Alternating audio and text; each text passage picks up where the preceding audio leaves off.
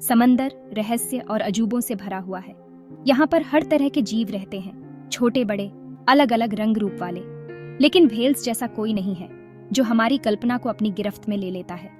ये शानदार जानवर धरती पर सबसे बड़े जीव हैं। ये गजब के विशालकाय प्राणी हैं, डायनासोर से भी बड़े। व्हेल्स को देखकर रोमांच और कुतूहल दोनों ही मन में जागते हैं। इनका विशाल आकार हमें अपनी जगह दिखाता है और इनकी हरकतें सुंदर और ताकतवर होती हैं। व्हेल को उसके नेचुरल घर में देखना हमारे ग्रह के जंगली दिल के साथ एक गहरा संबंध बनाता है।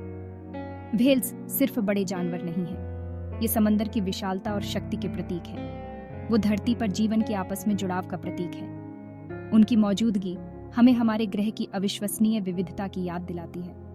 व्हेल्स सदियों से इंसानों को मोहित करते आए हैं और कई किंवदंतियों, कला और प्राकृतिक दुनिया के लिए गहरे सम्मान को प्रेरित करते हैं। उनका बचना हमारे अपने बचने से जुड़ा है, क्योंकि वो हमारे महासागरों के स्वास्थ्य में एक महत्वपूर्ण भूमिका निभाते हैं। जैसे जैसे हम व्हेल्स की दुनिया में और अंदर जाएंगे, हम उनकी अनोखी विशेषताओं, उनके अविश्वसनीय अनुकूलन और एक बदलती दुनिया में उनके सामने आने वाले खतरों के बारे में जानेंगे। हम इन शानदार जीवों की रक्षा के महत्व के बारे में सीखेंगे, सिर्फ उनके लिए नहीं, बल्कि हमारे महासागरों के स्वास्थ्य और हमारे ग्रह के भविष्य के लिए भी। व्हेल्स भले ही समंदर में रहते हैं, लेकिन वो मछली नहीं है। वो मैमल्स हैं, बिल्कुल इंसानों की तरह। इसका मतलब है कि वो फेफड़ों से हवा में सांस लेते हैं, बच्चों को जन्म देते हैं और अपने बच्चों को दूध पिलाते हैं। व्हेल्स वार्म ब्लडेड होते हैं, यानी ठंडे समंदर के पानी में भी उनके शरीर का तापमान एक जैसा रहता है। उनकी त्वचा के नीचे ब्लबर या चर्बी की एक परत होती है जो उन्हें इंसुलेशन और तैरने में मदद करती है। व्हेल्स दो तरह के होते हैं, बैलीन व्हेल्स और टूथेड व्हेल्स। बैलीन व्हेल्स जैसे हम्पबैक व्हेल और ब्लू व्हेल के दांतों की जगह बैलीन प्लेट्स होती हैं। ये प्लेट्स केराटिन से बनी होती है, वही मटेरियल जिससे हमारे नाखून बने होते हैं। बैलीन व्हेल्स इन प्लेट्स का इस्तेमाल पानी से खाना छानने के लिए करते हैं। वो क्रिल या छोटी मछलियों के झुंड में तैरते हैं और बड़ी मात्रा में पानी और शिकार को अंदर ले लेते हैं। फिर बैलीन खाने को फंसा लेती है और पानी बाहर निकल जाता है। जैसे कि नाम से ही पता चलता है, टूथेड व्हेल्स के दांत होते हैं। इस समूह में डॉल्फिन, पोरपोइज, स्पर्म व्हेल्स और ऑर्कास शामिल हैं। टूथेड व्हेल्स अपने दांतों का इस्तेमाल बड़े शिकार जैसे कि मछली, स्क्विड और यहाँ तक कि दूसरे समुद्री स्तनधारियों को पकड़ने और खाने के लिए करते हैं। उन्होंने शिकार करने के लिए कई तरीके ईजाद किए हैं, जैसे कि इकोलोकेशन से लेकर पॉड्स में मिलकर शिकार करना। व्हेल्स की इतनी सारी प्रजातियों में से कुछ अपनी अनोखी विशेषताओं और व्यवहार के लिए जाने जाते हैं।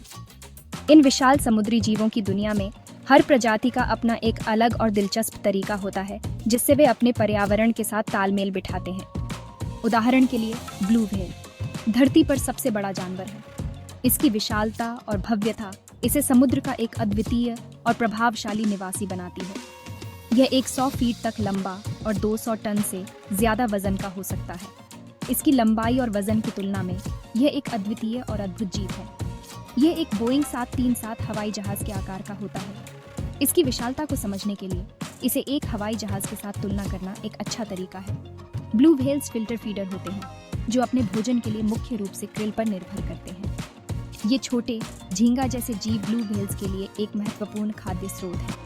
उनकी एक विशाल जीभ होती है जो 90 टन तक पानी और क्रिल रख सकती है।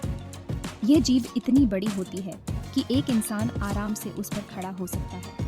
हम्पबैक व्हेल्स अपने मनमोहक गीतों और अपनी ज़बरदस्त हरकतों के लिए जाने जाते हैं। उनके गीत जटिल और लंबे होते हैं जो समुद्र की गहराइयों में गूंजते हैं। ये व्हेल्स हर साल लंबी दूरी तय करते हैं। ठंडे ध्रुवीय पानी में अपने भोजन के इलाकों से गर्म उष्णकटिबंधीय पानी में अपने प्रजनन के इलाकों तक यात्रा करते हैं। यह यात्रा हजारों मील लंबी हो सकती है। नर हम्पबैक व्हेल्स प्रजनन के मौसम में जटिल गीत गाते हैं, शायद मादाओं को आकर्षित करने या प्रतिद्वंद्वियों से मुकाबला करने के लिए। उनके गीतों में विभिन्न प्रकार की ध्वनियाँ शामिल होती हैं। हम्पबैक व्हेल्स अपने ब्रीचिंग व्यवहार के लिए भी जाने जाते हैं। अपने विशाल शरीर को पानी से बाहर ताकत और चुस्ती के एक शानदार प्रदर्शन में उछालते हैं। यह दृश्य वास्तव में अद्भुत होता है।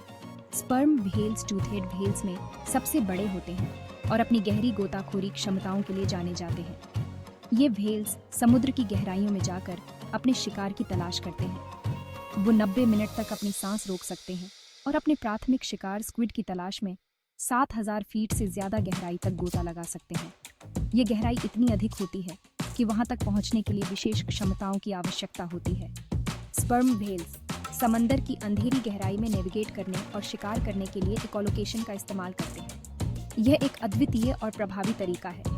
वो क्लिक की एक श्रृंखला निकालते हैं और अपने आसपास की चीज़ों से टकराकर वापस आने वाली गूंज को सुनते हैं। यह उन्हें अपने शिकार का पता लगाने में मदद करता है। ऑर्कास, जिन्हें किलर व्हेल्स के रूप में भी जाना जाता है, बेहद बुद्धिमान और सामाजिक जानवर हैं। उनकी बुद्धिमत्ता और सामाजिकता उन्हें समुद्र के सबसे प्रभावशाली शिकारी बनाती है। वो पॉड्स या पारिवारिक समूहों में रहते हैं और उनकी सामाजिक संरचनाएं जटिल होती हैं। ये समूह एक साथ रहते हैं और मिलकर शिकार करते हैं। ऑर्कास शीर्ष पर भक्षी हैं, जिसका मतलब है कि वो खाद्य श्रृंखला के शीर्ष पर है। उनकी शिकार करने की क्षमताएं अद्वितीय और प्रभावशाली होती हैं। उनके पास भोजन की एक विविध रेंज है, जो मछली, स्क्विड, सील, समुद्री शेर और यहाँ तक कि अन्य व्हेल्स को भी खाते हैं। उनकी विविध आहार उन्हें विभिन्न प्रकार के पर्यावरण में जीवित रहने में मदद करती है। ऑर्कास अपनी सहकारी शिकार रणनीतियों के लिए जाने जाते हैं। अपने शिकार को इकट्ठा करने और पकड़ने के लिए मिलकर काम करते हैं। यह सहयोगी शिकार उन्हें समुद्र के सबसे कुशल शिकारी बनाता है। भाग 4, जमीन से समंदर तक, व्हेल का सफर। व्हेल विकास की कहानी अनुकूलन और परिवर्तन की एक दिलचस्प कहानी है।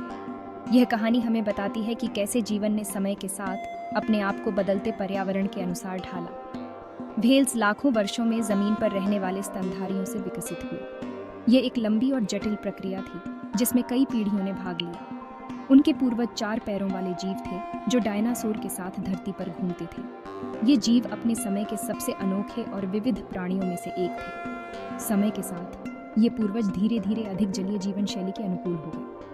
यह अनुकूलन उन्हें नए पर्यावरण में जीवित रहने में मदद करता था। उनके शरीर बदल गए, उनके अंग फ्लिपर्स में विकसित हो गए और उन्होंने लंबे समय तक अपनी सांस रोकने की क्षमता विकसित की। यह सब उन्हें पानी में अधिक कुशलता से तैरने में मदद करता था। जीवाश्म साक्ष्य व्हेल के विकास की कहानी कहते हैं। ये जीवाश्म हमें बताते हैं कि कैसे व्हेल्स ने अपने शरीर को बदलते पर्यावरण के अनुसार ढाला। वैज्ञानिकों ने प्राचीन व्हेल्स के जीवाश्मों की खोज की है, जिनमें पिछले अंग हैं, जो उनके संक्रमणकालीन रूपों की एक झलक प्रदान करते हैं। ये जीवाश्म हमें व्हेल्स के विकास के बारे में महत्वपूर्ण जानकारी देते हैं। ये जीवाश्म हड्डी की संरचना और शरीर के आकार में धीरे धीरे होने वाले परिवर्तनों को दर्शाते हैं, क्योंकि व्हेल्स पानी में जीवन के अनुकूल हो गए थे। यह प्रक्रिया लाखों वर्षों में हुई। एक उल्लेखनीय खोज एम्बुलोसेटिस का जीवाश्म था, जिसका अर्थ है चलने वाला व्हेल। यह जीवाश्म व्हेल्स के विकास की एक महत्वपूर्ण कड़ी है। इस जीव के 4 पैर थे, लेकिन तैराकी के लिए अनुकूलन भी थे, जैसे एक शक्तिशाली पूंछ और वेब्ड पैर। यह दिखाता है कि कैसे व्हेल्स ने धीरे धीरे पानी में जीवन के लिए अपने आप को अनुकूलित किया। जमीन से समंदर में परिवर्तन एक क्रमिक प्रक्रिया थी, जो पर्यावरण परिवर्तन और भोजन की उपलब्धता से प्रेरित थी। यह परिवर्तन व्हेल्स के जीवन में एक महत्वपूर्ण मोड़ था। जैसे जैसे व्हेल्स एक जलीय जीवन शैली के अनुकूल होते गए, उन्होंने अपना फर खो दिया, इंसुलेशन के लिए ब्लबर की एक परत विकसित की और उनके नथुने उनके सिर के ऊपर चले गए, जिससे ब्लोहोल्स बन गए। ये सब उन्हें पानी में अधिक कुशलता से जीवित रहने में मदद करता था। पानी के माध्यम से कुशल आवाजाही के लिए उनके शरीर सुव्यवस्थित हो गए। यह अनुकूलन उन्हें पानी में अधिक कुशलता से तैरने और शिकार करने में मदद करता था। व्हेल्स का विकास प्राकृतिक चयन की शक्ति और पृथ्वी पर जीवन की अविश्वसनीय विविधता का प्रमाण है। यह हमें बताता है कि कैसे जीवन ने समय के साथ अपने आप को बदलते पर्यावरण के अनुसार ढाला और जीवित रहने के लिए नए तरीके खोजे। भाग 5, व्हेल्स और जीवन का जाल। समुद्री पारिस्थितिक तंत्र के संतुलन को बनाए रखने में व्हेल्स महत्वपूर्ण भूमिका निभाते हैं।